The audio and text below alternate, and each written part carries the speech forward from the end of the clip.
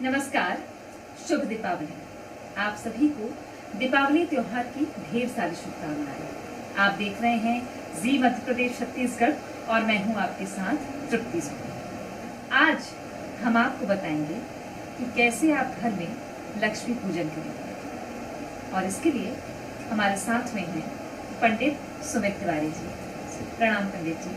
खुश रहो सदा।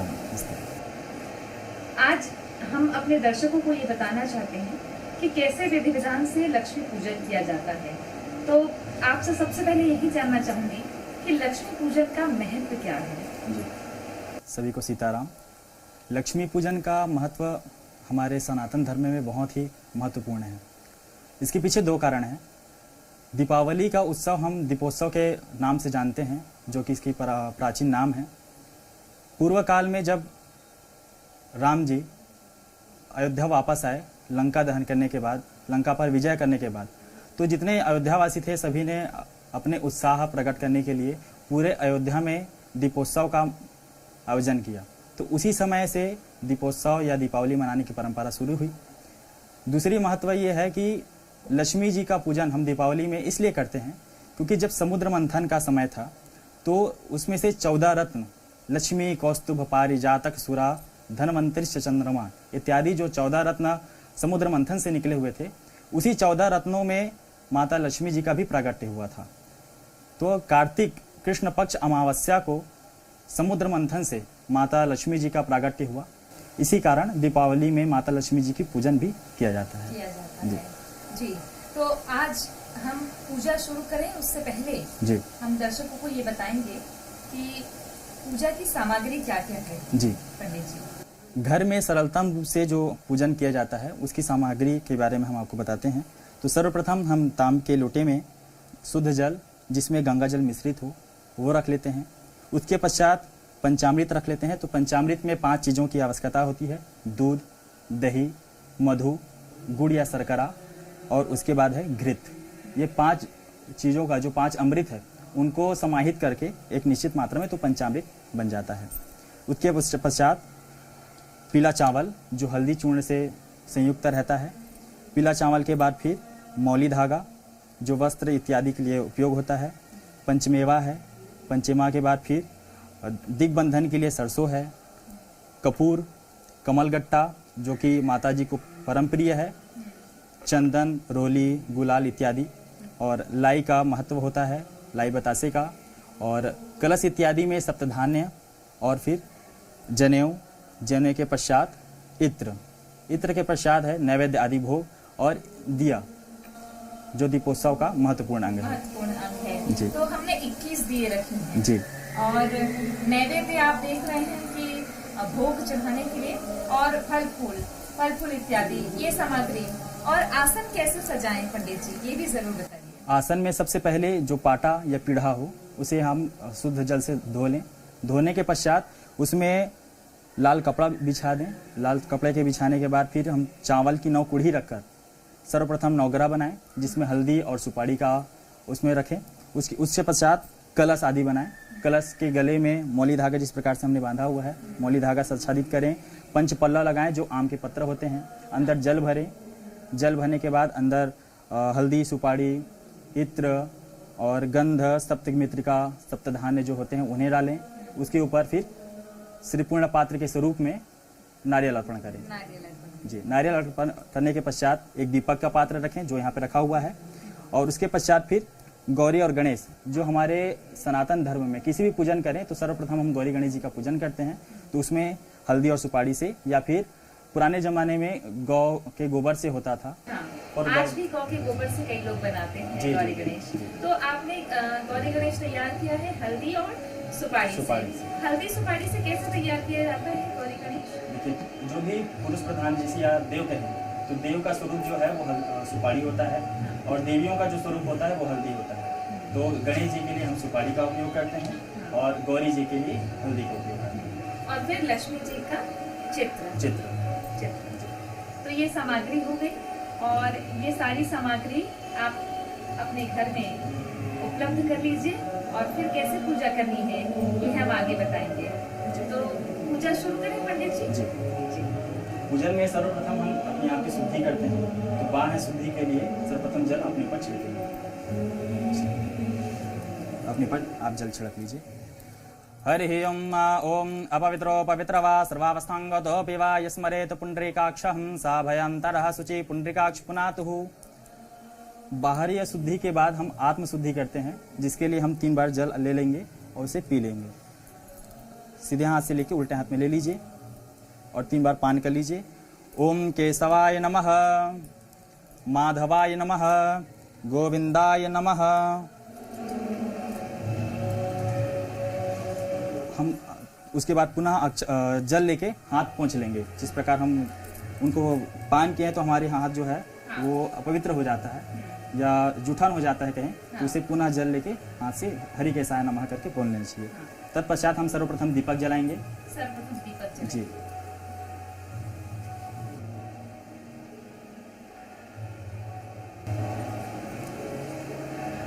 ये दीपक जला लिया है मैंने और इसे ताकि हम ये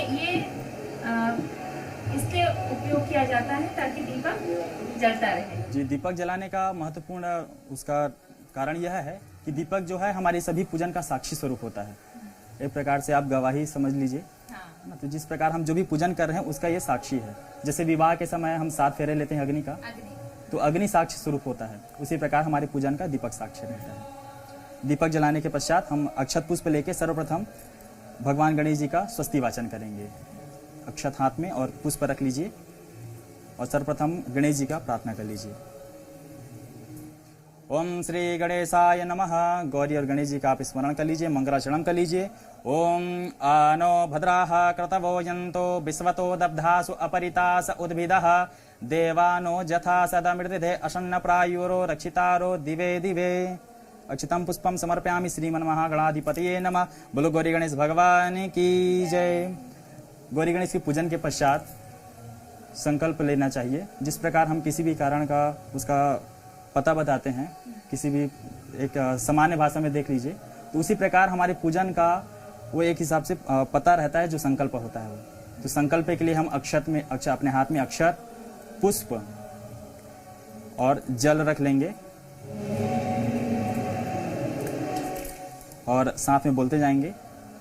बोली ओम विष्णु विष्णु विष्णु श्रीमद भगवतस्य विष्णु राज्ञः पर्वत मानस्य ब्राह्मणो हि द्वितीय परार्धे श्री श्वेत वारः कल्पे वैवस्त मनवंतरे अष्टाविंशति तमे कलियुगे कलिप्रथम चरणे जम्बूदीपे भारतवर्षे आर्यवर्तक अंतर्गते ब्रह्मवर्तक देशे पुण्यक्षेत्रे श्री रायपुर मंडलस्य अंतर्गते कालयुक्त नाम संवत्सरे मासानां मासे कार्तिक मासे कृष्णपक्षे अमावस्या शुभ तिथौ यथा लगने हैं।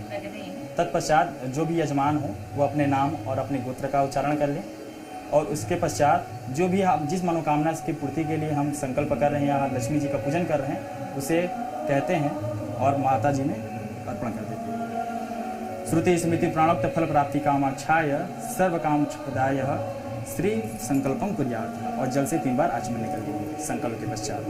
ओम केशवाय नमः, माधवाय नमः, गोविंदाय नमः। त्रिआचमन जलम समर्पयामि। मान्यता है कि हम सर्वप्रथम गौरी गणेश जी का पूजन करते हैं। किसी भी पूजन को शुरू करने के पहले तो हम सर्वप्रथम अक्षत पुष्प लेके गौरी गणेश का ध्यान कर लेंगे। अक्षत रख लीजिए और पुष्प रख लीजिए और श्रीमन गणेश जी का और गौरी जी का ध्यान कर लीजिए। ओम गणानां ता गणपतिगं हवामहे, प्रियाणां ता प्रियपतिगं हवामहे, निधीनां ता निधिपतिगं हवामहे। वसो मम आहम जानि गर्भधमा तुम जासि गर्भधम्मा।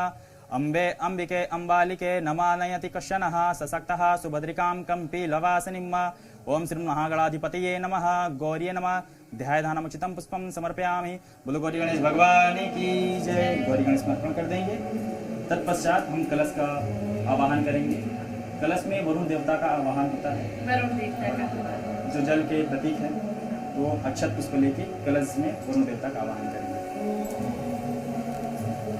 ओम कलशस्य मुखे विष्णु कंठे रुद्रम समासितं मूले तुलसितो ब्रह्मा मध्ये मातृगणा कुक्षेतु सागरा सप्तदीपे वसुंधरा ऋग्वेदे यजुर्वेदे सामवेदे अथर्वणा अंगेल समाश्रम अत्र गायत्री सावित्री शांतिकरी पुष्टिकरी तथा आयम तु देव पूजार्थम दुरितं क्षयकारकः भो वरुण देवताभ्यो नमः कलशादि देवताभ्यो नमः स्थापयामि पूजयामि ही।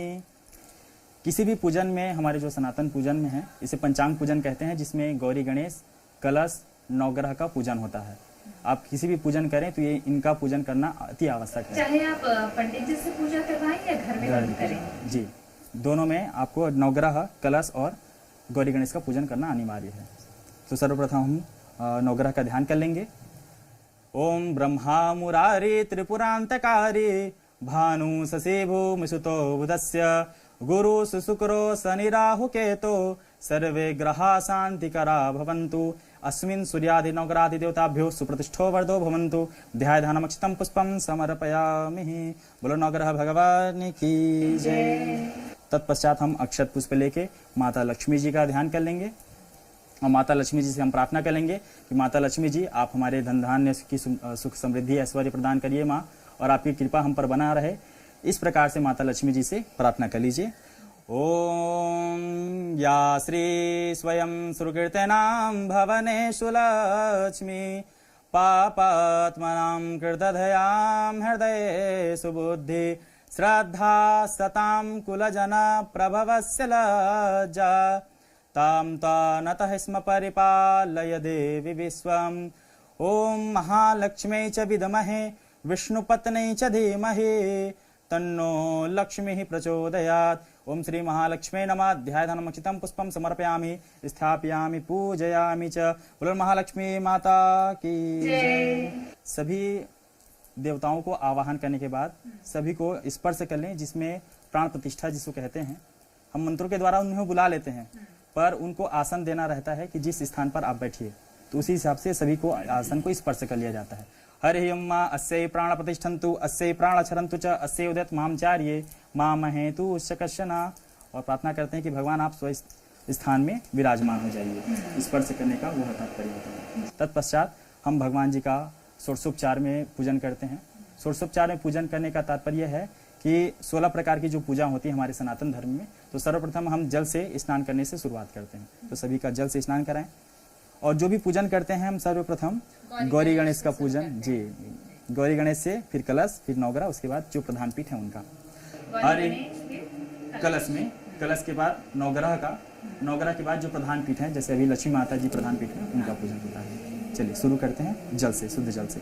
तो 2-2, 3-3 बार सभी को स्नान कराती जाइए। हरि ओम शुद्धबाला सर्वशुद्धबालो मणिबालश्विनः श्वेतः श्वेताक्षो ऋणस्तेतृराय पशुपतये कणयाम लिप्ता रौद्रान भोरूप पार्जन्याः श्री गौरी गणपतादि देवताभ्यो नमः श्री महालक्ष्मी नमः शुद्ध जलम स्नानम समर्पयामि। माता लक्ष्मी जी को भी शुद्ध जल से स्नान करा देंगे।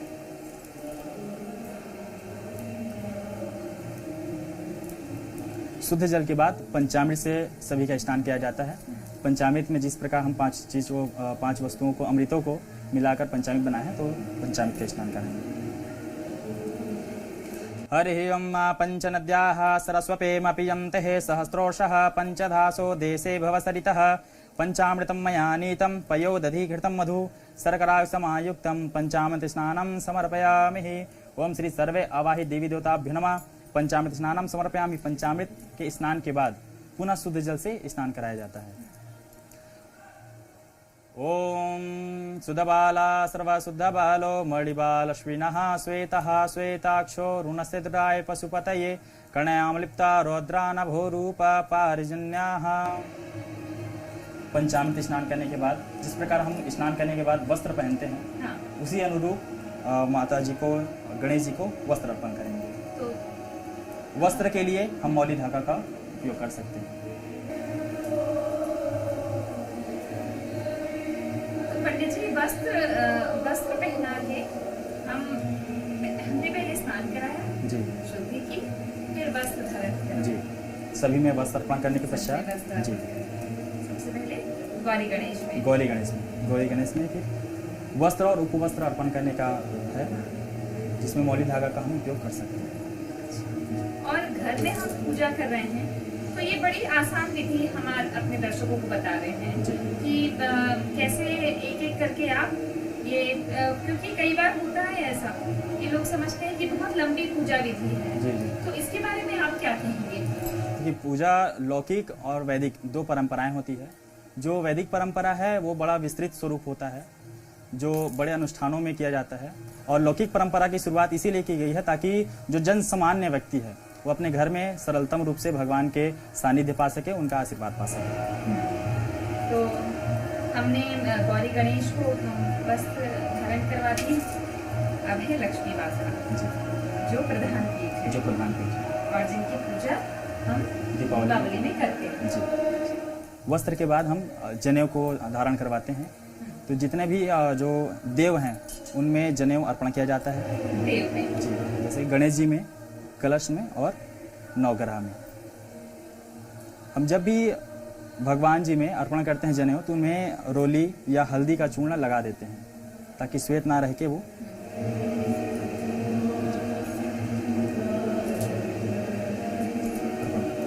हरि ओम यज्ञोपवीतं परमं पवित्रं प्रजापतेर्सहज स्फुरस्तात् आयु समग्रा प्रतिमुंज शुभ्रं यज्ञोपवीतं बलमस्तु तेज।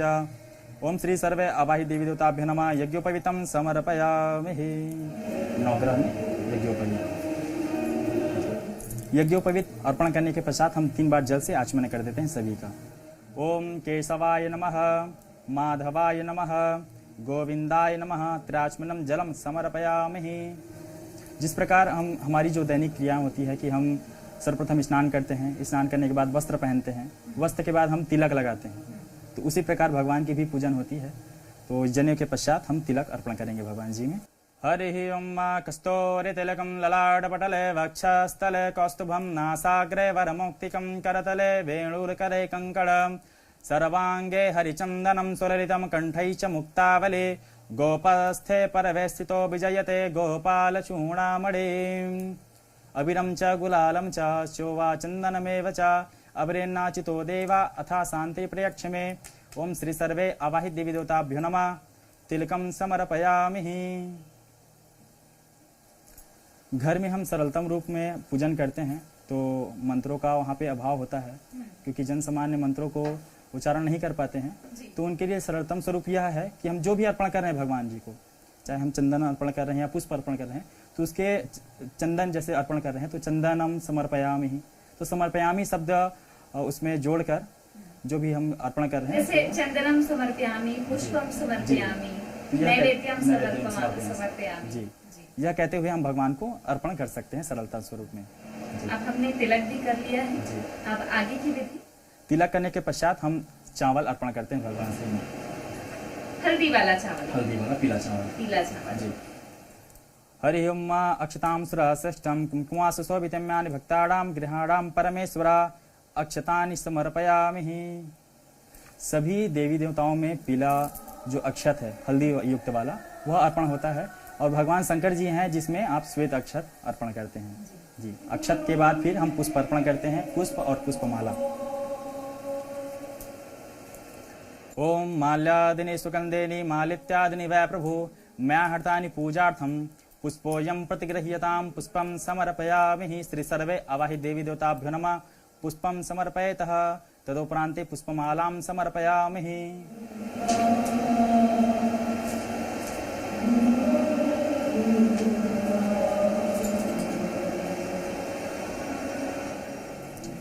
पुष्पमाला अर्पण करने के पश्चात हम भगवान इत्र अर्पण करेंगे भगवान जी में।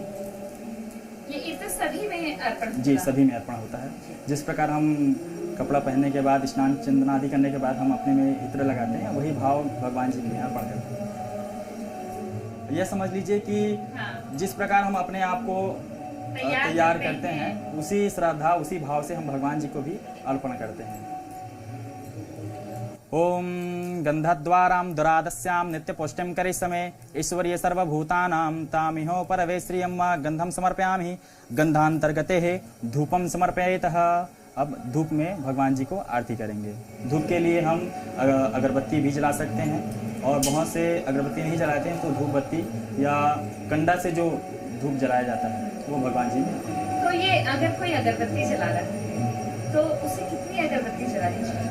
देखिए, कभी भी हम अगरबत्ती जलाते हैं तो 3, 5, 7 ये संख्या में, विषम संख्या में हमें अगरबत्ती जलानी चाहिए। और अगरबत्ती जलाने में विशेष रूप से ध्यान ये देना चाहिए कि अगरबत्ती जो निर्मित है वह बांस के लकड़ियों से ना बना रहे, क्योंकि बांस को हम वंशावृद्धि के स्वरूप में जानते हैं, तो इसलिए बांस नहीं जलाया जाता सनातन धर्म के अनुसार, शास्त्रों के अनुसार। तो हम जब भी अगरबत्ती उपयोग करते हैं तो ऐसे लकड़ियों से ना बना रहे जो बांस से बना हो। बांस से बनी हुई। हाँ, ये छोटी छोटी बहुत महत्वपूर्ण चीजें हम जो सनातन धर्म से जुड़ी हुई है, जो हिंदू मान्यताओं से जुड़ी हुई है, ये आप बड़ी बारीकी से बता रहे हैं। तो 5 अगरबत्ती मैंने ली है पंडित जी, 5 अगरबत्ती। तो इसके अलावा हम अगरबत्ती के अलावा हम गोबर के कंडे होते हैं वो भी हम धूप दे सकते हैं। जी, पुरातन सभ्यता में या हमारे सनातन धर्म में गोबर के कंडे का ही उपयोग किया जाता है, जिसमें गुड़ और घी का मिश्रण जो वाला जो धूप है वो भगवान को अर्पण किया जाता है। तो सर्वप्रथम हम जलाने के पश्चात उसमें जल से 3 बार आचमन करते हैं। किसी भी वस्तुओं को भगवान में अर्पण करने के पहले 3 बार पहले आचमन किया जाता है, ताकि उस सामग्री की शुद्धि हो जाए, और भगवान को अर्पण करने के बाद पुनः आचमन करने का विधान है, चाहे हम कुछ भी अर्पण करें भगवान जी। चलिए धूप से आरती करते हैं भगवान जी का। हरि ओम ब्राह्मणो समुखमासीद बाहुराजन्यः कृतः उरुतप्रतिज्ञा गुं शूद्रो अजायत वनस्पतिरसोद्भूतो गन्धादो गन्धोत्तमा आगरेय सर्वदेवो नाम धूपोयम प्रतिगृह्यताम। धूप के बाद फिर जल से आचमन कर लेंगे और भगवान जी को धूप दिखा देंगे। ओम धूपम दर्शयामि, सीधे उल्टे हाथ में रख लेंगे और सीधे हाथ से भगवान जी को धूप अर्पण कर देंगे। धूपम दर्शयामि ही धूपांतर्गते है श्री सर्वे अवाहि देवी देवताभ्यो नमः। धूपम समर्पयामि ही। धूप के बाद हम दीपक की ओर अब हम दीप जलाएंगे। क्या हमको पूरे 21 दीप जलाने हैं अभी? 21 दीप के लिए जब पूरा पूजन हो जाता है तो हम दीपोत्सव का हम संकल्प लेते हैं। उसके बाद हम 21, 51, 108 जितना हम संकल्प ले या जितने दीप हम जला सकते हैं, अधिक से अधिक हमें दीपोत्सव के उपलक्ष्य में करना चाहिए, जिससे हमारा सभी वातावरण उज्ज्वलित हो जाए।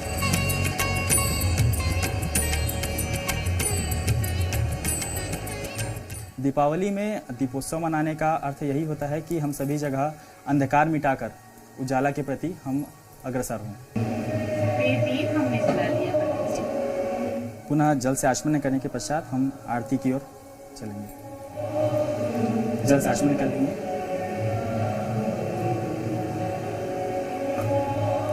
भगवान जी में दीपों से आरती करेंगे। हरि ओम चंद्रमा मनसो जातक्षः सूरजो अजायत श्रोता द्वायुष प्राणख्य मुखादग्निरजायतः। दीपम दर्शयामि दीपांतर्गते आचमन्यम जलम समर्पयामि। पुनः जल से आचमन करने के पश्चात भगवान जी को दीप अर्पण कर देंगे। ओम श्री सर्वे अवाहि देवेभ्यो नमः। दीपोयम समर्पयामि दीपांतर्गते है। दीप जलाने के बाद जैसे जिस प्रकार हम भोजन करने के पूर्व अपने हाथों को धोते हैं, उसी प्रकार भगवान जी में नैवेद्य अर्पण करने के पहले हाथ धोने चाहिए।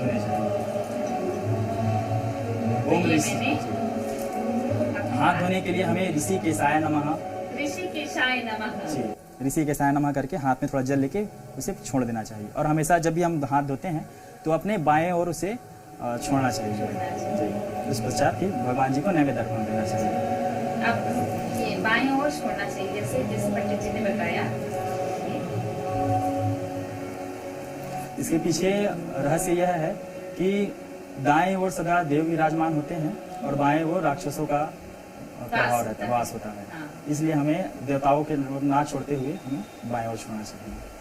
तो अब है नैवेद्य अर्पण करने का वक्त है। जी माता को, जी माताओं लक्ष्मी माता को सबसे प्रिय जो है वो लाई और बतासे का भोग लगता है। तो हम सर्वप्रथम माता जी क्या भोग चढ़ा सकते हैं पंडित जी, ये जरूर बताइएगा। जी विशेष रूप से हमें भगवान जी में, माता लक्ष्मी जी में लाई, बतासे का, सिंघाड़े का ये महत्वपूर्ण जो भोग है वो अर्पण करना चाहिए। साथ ही साथ फिर हम फल मिष्ठान का भोग लगाते हैं और उसके बाद पश्चात फिर हमें अपनी श्रद्धा अनुसार अपने सामर्थ्य अनुसार भगवान जी को अर्पण करना चाहिए जो भी नैवेद्य है। तो हम पहले लाई का भोग लगाते हैं। लाई का भोग लगाते हैं। हरि ओम नाभ्या आशीदंतरिक्षगुम। नैवेद्य का भी आचमन होता है जी पंडित जी जी? जी।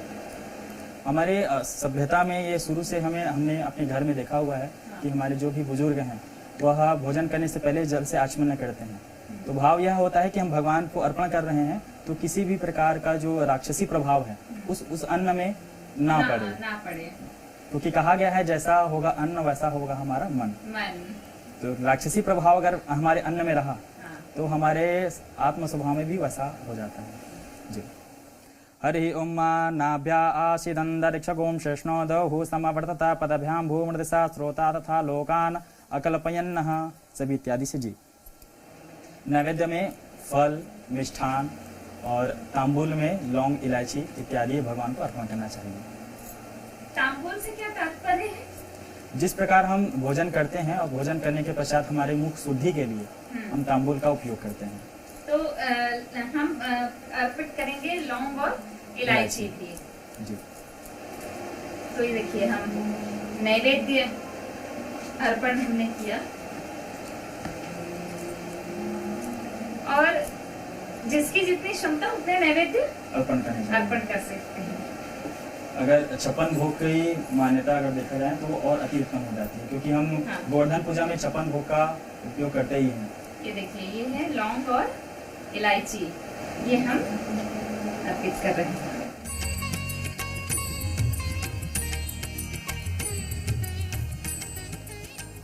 तत्पश्चात पुनः जल से आचमन करें।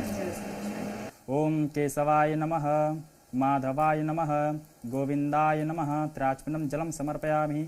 जल से आचमन करने के पश्चात कमल गट्टा जो माता जी को प्रिय है वह हमें अर्पण करना चाहिए। कमल गट्टा जी। सामग्री के बारे में आपने शुरुआत में बता दिया था, ये कमल गट्टा है जो माता जी को प्रिय है। क्यों प्रिय है पंडित जी माता जी को? जो कमल जब माता जी का प्रागट्य हुआ तो वह कमल में विराजमान होकर माता जी का प्रागट्य हुआ, इसलिए उन्हें कमल का फूल या कमल का जो बीज है जिसे हम कमल गट्टा कहते हैं वह उनको अति प्रिय है। और कमल का फूल या कमल गट्टा अर्पण करने से सुख समृद्धि का विशेष प्रभाव पड़ता है और यह वृद्धि होती है, इसलिए हमें कमल गट्टा उपयोग करना चाहिए। कमल गट्टा उपयोग करने के पश्चात अक्षत पुष्प लेके सभी भगवानों का प्रार्थना करना चाहिए कि हम जिस भी प्रकार से अगर पूजन में किसी भी प्रकार से हमें भूल चूक हुई होगी तो आप हमें क्षमा करेंगे, इस भाव से सभी से। हरि ओम श्री नमंत्रो नो यंत्रम तदपि च न जाने स्तुतिमहो न चाहवानं ध्यानं तदपि च न जाने स्तुतिमहो न ध्याने मुद्रास्ते तदपि च न जाने विलपनं परम जाने मातास्त्वदनुसरणं क्लेशहरणं वक्रतुंड महाकाय सूर्यकोटि समप्रभा निर्विघ्नं कुरु मे देव सर्वकारेषु सर्वदा इति मंत्र पुष्पांजलि समर्पयामि। श्री सर्वे आवाहित देवी देवताभ्यो नमः। सर्वप्रथम सभी में अर्पण कर दीजिए। श्री गौरी गणपति देवताभ्यो नमः। श्री महालक्ष्मी नमः। बोलो गौरी गणेश भगवान की जय। श्री महालक्ष्मी माता की जय। जयकारा बड़े हमें जोर से कहना चाहिए, क्योंकि जयकारा का महत्व यह है कि हम जितने जोर से हम जयकारा का गुंजायमान करते हैं उतनी हमारी आत्म शुद्धि बढ़ती है। तो एक बार फिर से जयकारा लगाते हैं। जी जी। बोलो गौरी गणेश भगवान की जय। श्री माता लक्ष्मी जी की जय। तत्पश्चात हमें हाथ में जल लेकर 3 बार जल ले लें सीधे हाथ में, और जल अंत में जल अर्पण करने का यह महत्व होता है कि जाने अनजाने या हम किसी अन्य कारणवश भगवान जी में पूजन करते समय हम अर्पण नहीं कर पाते हैं। बहुत सारी ऐसी वस्तुएं होती है जो हम नहीं अर्पण किए हैं, तो जल को साक्षी मानकर यह माता जी से प्रार्थना कर लिया जाता है कि भगवान जी भूल चूक या किसी कारणवश हम कुछ सामग्री अर्पण नहीं कर रहे हैं तो ये जल स्वरूप आप उसे पा लीजिए जी। तो इसके लिए कहेंगे हम अनेन कृतेन श्री श्री महालक्ष्मी महालक्ष्मी प्रियंताम प्रियंताम नमः नमः अर्पण कर देंगे और माता जी से प्रार्थना करेंगे कि अनेक प्रकार की क्रियाएं होती है माता रानी, हम नहीं पूर्ण कर पा रहे हैं तो आप इसे जल्द से मान लीजिए। अगर कोई साधारण तरीके से पूजा करना चाहे, जी। क्योंकि हर किसी की इच्छा होती है कि हम देवी देवताओं में माता लक्ष्मी को हम अर्पण करें, जी। कि माता लक्ष्मी हमें धन संपदा देती हैं, जी। इसलिए हर कोई चाहता है कि ज्यादा करें। तो अगर कोई सक्षम नहीं भी है तो भी ये आचमन जी अपने आप में पर्याप्त हो जाता है। जी। इसके पश्चात हम 21-51 जो भी हमारे दिया है उनका हम प्रज्वलित करके उनका संकल्प करते हैं। दीप प्रज्वलित करते समय हमें मन में यही भाव रखना चाहिए कि माता रानी हमारे सभी प्रकार के अंधकार, चाहे वो ज्ञान से संबंधित हो या लौकिक हो या आध्यात्मिक हो, सभी प्रकार के हमारे अंधकारों को दूर करना चाहिए और हमें इस अज्ञानता से दूर प्रकाश की ओर ले जाए, ऐसे माता रानी से प्रार्थना करना चाहिए।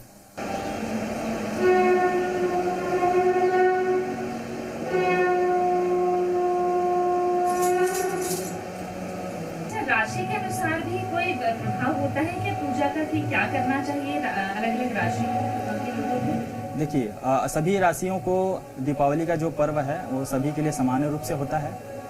विशेष रूप से उनको माता लक्ष्मी जी की कृपा पाने के लिए जो विधिवत है, जैसे हम कमल के फूलों से और सुंदर आभूषणों से और सुंदर नैवेद्यों से माता रानी को पूजन करना चाहिए। और दीपोत्सव तो सभी के लिए एक समान जैसा होता है।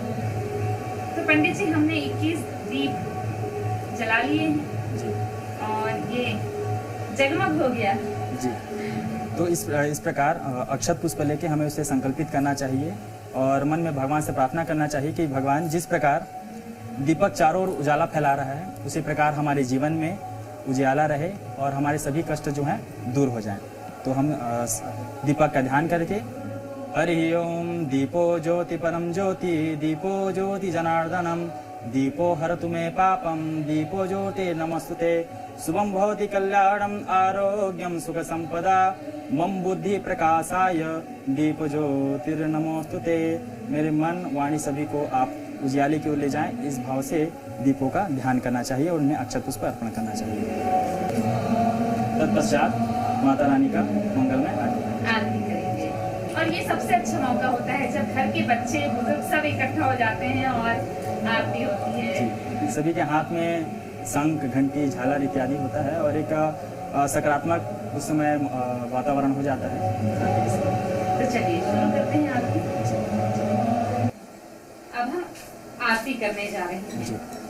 आरती में 1, 3, 5 या 7 बत्तियों का करना चाहिए और साथ ही साथ कर्पूर रखना चाहिए। कर्पूर आदि से आरती करना चाहिए। और आरती करते समय या तो आप खड़े होकर आरती कर सकते हैं और साथ ही साथ आप बैठकर भी आरती किया जा सकता है। तो आरती मतलब ऐसा जरूरी नहीं है कि खड़े होकर ही आरती की जी जाए, जी जी बैठकर भी आरती किया जाता है। जी। तो शुरू करते हैं जी, माता लक्ष्मी की आरती। जी, जल से आचमन करने और फिर माता रानी का आरती उतारें। वैसे तो 14 आरती कराने का महत्व होता है, जिसमें 4 आरती हम किसी भी जो हमारे प्रधान पीठ होते हैं उनके पैर में 4 आरती करते हैं, पैर को दिखाते हुए। तत्पश्चात उनके कमर में हम 2 आरती करते हैं। 2 तो 4 और 2 6 हो जाता है और एक आरती जो है उनके मुख को दिखाते हुए करना चाहिए। इस प्रकार 7 आरती हो जाती है।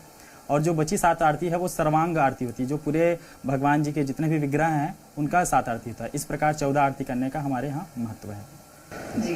तो आज हम अपने दर्शकों को ये बताएंगे कि आरती बैठ के भी की जा सकती है और खड़े होकर। शुरू करते हैं। बोली महालक्ष्मी माता की जय। ओम जय लक्ष्मी रमणा मैया जय लक्ष्मी रमणा तुमको निस दिन धावत मैया जी को निस दिन सेवत हर विष्णु धाता ओम जय लक्ष्मी माता उमा रमा ब्रह्मांडनि तुम ही जग माता मैया तुम ही जग माता। सूर्य चंद्रमा ध्यावत सूर्य चंद्रमा ध्यावत नारद ऋषि गाता ओम जय लक्ष्मी माता। बहुत शुक्रिया आपका पंडित जी। आज आपने जी मध्य प्रदेश छत्तीसगढ़ के दर्शकों को बड़ी आसानी से विधि विधान से माता लक्ष्मी का पूजन बताया है। और माता लक्ष्मी का पूजन आप इसी विधि से करें। और जिस तरीके से हम उत्सव मनाते हैं, ये उत्सव आपके जीवन में खुशहाली लेकर आए। जैतूसा मठ में जिस परंपरा से पूजन होता है, यही पूजन विधि हमने आज अपने दर्शकों को बताई है। शुभ दीपावली। आप सभी की दीपावली मंगलमय।